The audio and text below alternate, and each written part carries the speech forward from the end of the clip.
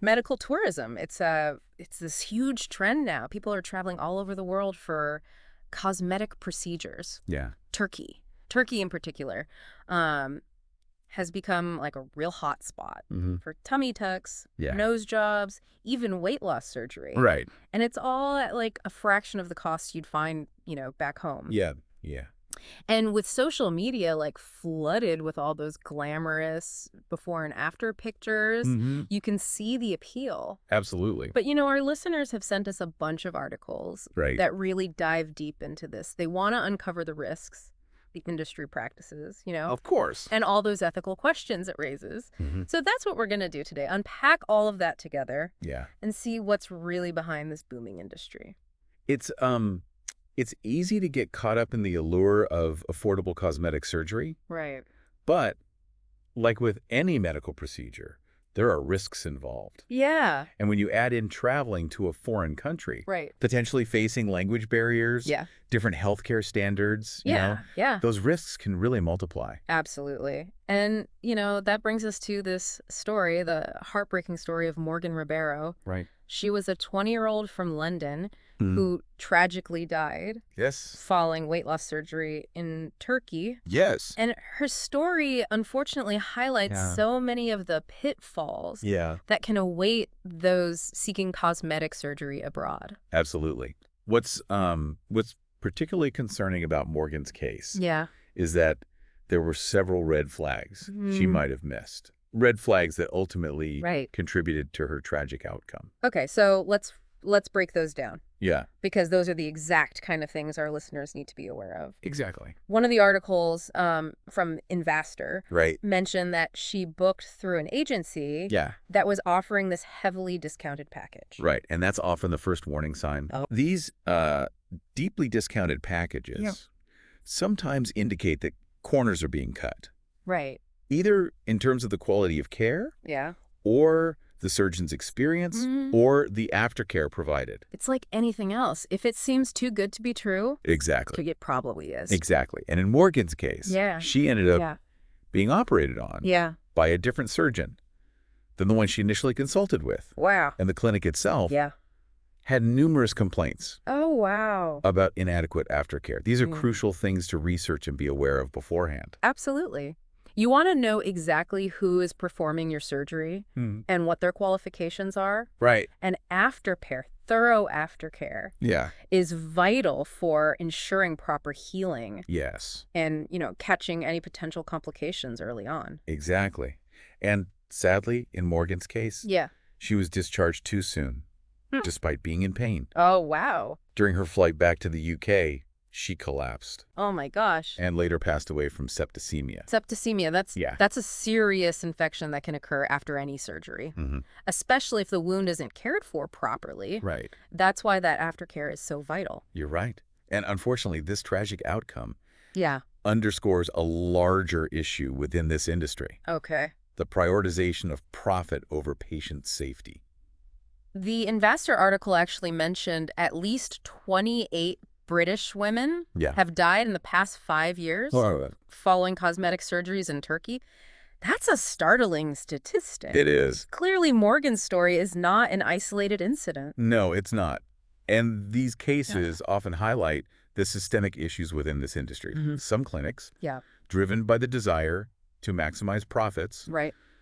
may cut corners or employ questionable practices Yeah. that put patients at risk. The article talked about some Turkish clinics renting out operating rooms Yeah. to independent surgeons. Can you explain what that means and why it's a concern? Sure. Independent surgeons are doctors who aren't directly employed by the clinic. Okay, This makes it more difficult to verify their credentials and experience. I see. And it can also complicate things if there are any issues Yeah. or complications after the surgery. So it's essentially a lack of accountability and oversight? Precisely. And that lack of oversight Yeah. can have serious consequences, Yeah, as we've tragically seen. Well, let's move on to another story. Yeah. Highlighted in these articles. Okay. The case of Sarah Platt from Wales. She's a stark example of someone who survived her surgery in Turkey, Okay. but faced a long road to recovery Yeah. due to complications. Sarah's experience is a reminder that even if you survive the surgery, Yeah. the journey doesn't end there. Right. Complications can arise, Yeah. and the physical and emotional toll can be significant.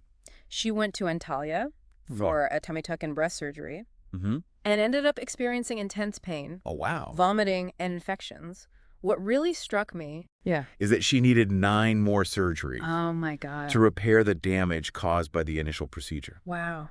What's important to consider with Sarah's case is the potential for long-term consequences. Yeah. These aren't just minor hiccups. They can lead to chronic pain, Right. mobility issues, Wow. and the need for further corrective surgeries. And then there's the psychological impact. Yeah. Imagine going through all of that. Yeah. The physical pain, Right. the emotional distress, Mm-hmm. the financial burden of multiple surgeries. Absolutely. The psychological impact of a botched surgery can be just as devastating Right. as the physical. It can affect self-esteem, Yeah. body image, Right. and overall mental well-being. It's a stark reminder that these decisions should not be taken lightly. There's so much more at stake Yeah. than just achieving a certain physical appearance. It's clear that this whole industry thrives on attracting patients seeking affordable options. And that's where the role of social media becomes so critical. It's almost a double-edged sword It is. in this case. It certainly is. Mhm. Social media has undeniably been a catalyst for the growth of medical tourism. Right. These platforms are flooded with before and after photos, Yeah. glowing testimonials and ads promising dramatic transformations, often at unbelievably low prices. Yeah, it creates this almost irresistible allure. Yeah. This idea that you can achieve like a perfect body Right. quickly and easily without breaking the bank. And that's where the danger lies. Yeah. The problem is that these platforms often present a highly curated Right. and unrealistic view of cosmetic surgery. The risks, complications, Yeah. the potential downsides are often glossed over or completely ignored. It's like they're selling a fantasy, Yeah. a quick fix to all your insecurities. And it's Yeah. easy to get caught up in that, Right. especially when you're bombarded with these images every day. It's a powerful marketing tool that preys on our vulnerabilities Right. and desires for quick results. Yeah. And unfortunately, you can lead people to make these impulsive decisions Yeah. without fully considering the potential consequences. And it's not just the individual posts or ads. Right. It's the whole culture surrounding it. You see influencers jetting off to luxurious clinics, Yeah. documenting their transformation journeys and creating this aspirational lifestyle Yeah. that's hard to resist. Like a whole ecosystem is developed around this industry. Yeah. And social media plays a central role in perpetuating it. And it's important to remember Yeah. that these influencers often have financial incentives Right. to promote these clinics and procedures. Yeah. So their objectivity is naturally in question. That's a great point. We need to be critical consumers of this information and not just take everything we see online at face value. Absolutely. But let's shift gears a bit Okay. and talk about the economics of this industry. Why is Turkey such a popular destination for cosmetic surgery? Right. And how are they able to offer these procedures at such low prices? There are several factors at play here. Okay. First, the cost of living and operating a business in Turkey Right. is significantly lower than in countries like the UK or the US. Yeah. This allows clinics to offer competitive prices Okay. while still maintaining profitability. The Investor article mentioned it's sometimes as low as a third of the cost Exactly. compared to having the same procedure done in the UK. Exactly. And then you have the exchange rate, Right. which also works in favor of patients coming from countries with stronger currencies. So it's a combination of lower operating costs and favorable exchange rates Exactly. that allow them to undercut the prices in other countries. Mm-hmm. But what about the quality of care? Right. Are there any concerns about standards or regulations? That's a crucial question. Yeah. And unfortunately, there have been instances where concerns have been raised. Right. While there are certainly reputable and high-quality clinics in Turkey, Yeah. there are also those that may prioritize profit over patient safety. We talked earlier about the practice of renting out operating rooms to independent surgeons, Right. which can create issues with accountability and oversight. Right. And that's one area of concern. Another is the potential for less stringent regulations or enforcement compared to some Western countries. Okay. This isn't to say that all clinics in Turkey are operating below standard, Right. but it highlights the importance of thorough research Yeah. and due diligence. So what steps can someone take Yeah. to ensure they're choosing a reputable clinic and surgeon in Turkey? What red flags should they be looking out for? First and foremost, don't be swayed solely by price or flashy marketing. Okay. Do your homework. Mm-hmm. Research the clinic's reputation, the surgeon's credentials, and experience. Yeah. And look for independent reviews from previous patients. Those online reviews can be incredibly valuable. They are. Yeah. In providing insights into the patient experience and the quality of care provided. Absolutely. Yeah. And don't be afraid to ask questions. Right. Contact the clinic directly. Yeah. Inquire about their accreditation, their safety protocols, and their aftercare procedures. Okay. If something feels off or they're evasive in their answers, Yeah. that's a major red flag. It's better to be safe than sorry. Exactly. Especially when it comes to your health and well-being. Exactly. And remember, this is your body, your decision. Mm-hmm.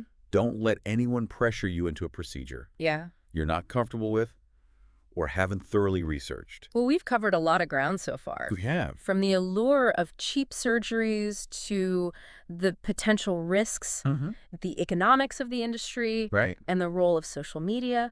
But I think it's crucial to circle back to the ethical dilemmas that this whole industry presents. You're right. There are some important ethical considerations Uh-huh. to grapple with here. One of the biggest is the issue of informed consent. Mm. Are patients truly making informed decisions Right. when they're bombarded with misleading marketing Right. and unrealistic expectations? That's such a good point. Yeah. It's one thing to make an informed decision Yeah. based on accurate information Right. and a realistic understanding of the risks and benefits. Hmm. It's quite another to be swayed by emotional appeals Exactly. and promises of a perfect outcome. Precisely. Right. And when you factor in language barriers and cultural differences, Right. the issue of informed consent becomes even more complex. Yeah. Patients need to be able to fully understand the procedure, Mm-hmm. the potential complications, Yeah. and the recovery process. Right. And they need to feel empowered to ask questions Right. and express concerns. It really highlights the responsibility of clinics and surgeons It does. to ensure that their patients are fully informed Yeah. and that their consent is genuinely given. And it also underscores the need for greater transparency and accountability within this industry. Absolutely. And beyond informed consent, Yeah. there's the broader ethical question of Okay. whether this industry is preying on people's insecurities and vulnerabilities. Mm-hmm. Are we as a society Right. becoming too fixated on physical appearance Yeah. and resorting to drastic measures Yeah. to achieve unrealistic beauty standards? It's a complex question that touches on societal pressures, It is. body image issues, Yeah. and the influence of media and advertising. It's easy to get caught up in the pursuit of physical perfection, Right. but we need to ask ourselves Yeah. whether we're sacrificing our health, our well-being, and our self-acceptance in the process. It's a conversation we need to be having, Yeah. both individually and collectively. Right. What are the messages we're internalizing about beauty and self-worth? Mm-hmm.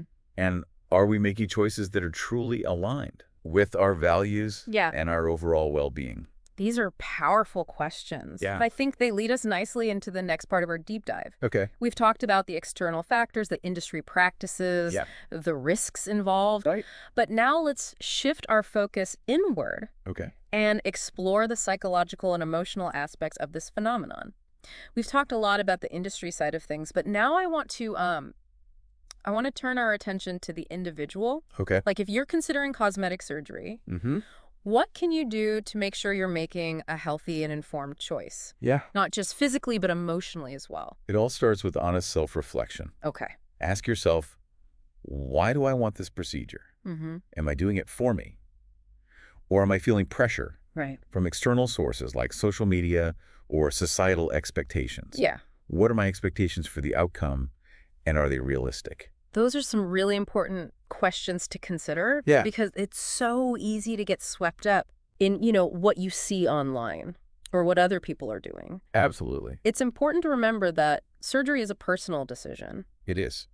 and it should be driven by your own motivations and goals, Yeah, not by a desire to conform or please others. exactly. And if you're struggling with body image issues Mm-hmm. or low self-esteem, Yeah. it's crucial to address those underlying emotional concerns Right. before making any decisions about cosmetic surgery. Okay. Therapy or counseling can be incredibly helpful Yeah. in exploring those feelings Hmm. and developing healthier coping mechanisms. So surgery shouldn't be seen as like a quick fix for Exactly. deeper emotional issues. Right. It's important to do the inner work as well. Precisely. Yeah. And if you do decide to move forward with a procedure, Yeah. having realistic expectations is key. Okay. Understand that surgery can enhance your appearance, Right. but it won't magically solve all your problems Yeah. or make you a completely different person. It's like anything else. Managing expectations is crucial. Yeah, And it's also important to remember that there are no guarantees. of course. Every surgery carries risks, Yeah, and complications can happen even with the most skilled surgeons. that's right. And it's not just about physical risks. Right. The emotional impact of surgery can be significant as well. Mm-hmm. There's a recovery period, both physically and Yep. emotionally. Right. And it's important to be prepared for that. It's like embarking on any major life change. Yeah. It takes time to adjust, and there can be ups and downs along the way. And it's okay to seek support during that process. Absolutely. Talking to friends, family, or a therapist can make a big difference. Absolutely. And there are also support groups and online communities Right. where you can connect with others who have undergone similar procedures Yeah. and share experiences. It's about finding what works for you, Yeah. creating a support system Exactly. that can help you navigate the emotional journey. Exactly. And remember, this is a marathon, not a sprint. Focus on healing, both physically and emotionally, Mm-hmm. and give yourself grace throughout the process. Well, I think we've explored a lot of important aspects of beauty tourism today, We have. from the allure to the risks, the industry practices, the ethical considerations, Yeah. and the psychological implications. It's a complex issue with no easy answers. Right.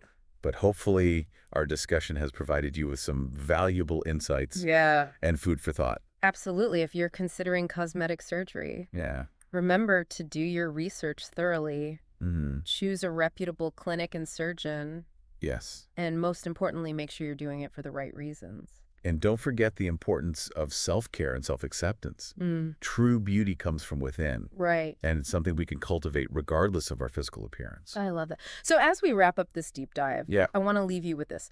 It's okay to want to enhance your appearance, Mm. but don't let it come at the expense of your health, Right. your well-being, Yeah. or your self-worth. Make choices that empower you, not diminish you. Beautifully said. Thank you for joining us on this journey of exploration. Thank you. And we look forward to diving into more fascinating topics with you in the future.